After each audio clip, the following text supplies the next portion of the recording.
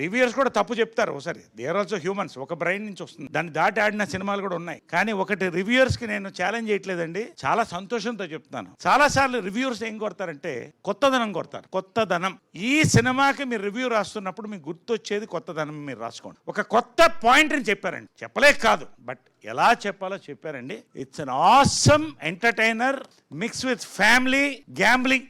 నిజం చెప్పాను, సీక్రెట్ చెప్పానా? సారీ సీక్రెట్ చెప్పాను.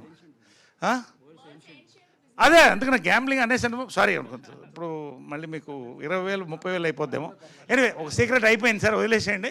సో ప్రతిదండి బిగినింగ్ టు ఎండ్ అండి. ఒక ఫాదర్ సన్ మధ్య, జనరల్గా మదర్ సన్ మధ్యన చాలా తక్కువ భేదాలు ఉంటాయి. ఫాదర్ సన్ మధ్య ఒక తెలియని మంచు పొర ఉంటుందండి, ఎంత ప్రేమ ఉన్నా.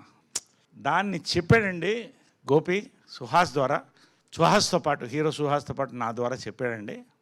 Father and cinema, son cinema, ఇంతకంటే సినిమా నేను చూడలేదండి. అంటే ఈ జానర్లో కోర్స్ అవన్నీ కూడా మాది ఫాదర్ అండ్ సినిమాలు, అది డిఫరెంట్ జానర్. కొత్త జానర్లో కొత్త పాయింట్తో చెప్పానండి. It's going to be a family fun gambling blockbuster entertainer అండి. నేను ధైర్యంగా చెప్తున్నా, రివ్యూయర్స్కి మరొకసారి చెప్తానండి, నోట్ మై వర్డ్.